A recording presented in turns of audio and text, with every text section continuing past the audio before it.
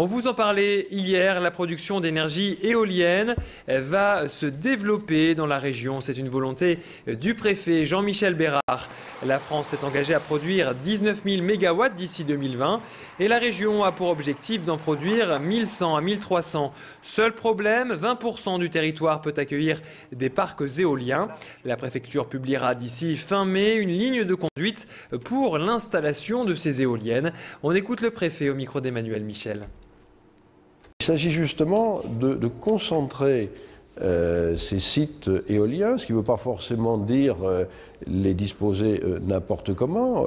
On peut les utiliser, il y a d'ailleurs un certain nombre de références qui existent déjà en la matière, on peut les utiliser pour structurer d'une certaine manière un paysage, le long d'un grand canal, d'une autoroute. En tout cas, ce que nous souhaitons éviter, c'est le mitage. C'est l'implantation qui résulterait simplement d'un effet d'aubaine parce que telle municipalité trouverait que implanter 3 éoliennes lui rapporte quelques euros pour son budget.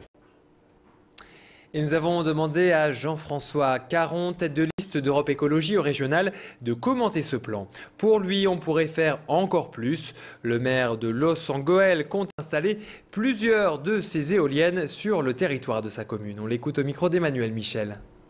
Dans ma commune, moi, je suis porteur d'un projet sur 8-10 éoliennes. C'est un paysage semi-industriel qui ne présente pas de grande qualité et on va produire l'équivalent de 40 000 habitants en électricité.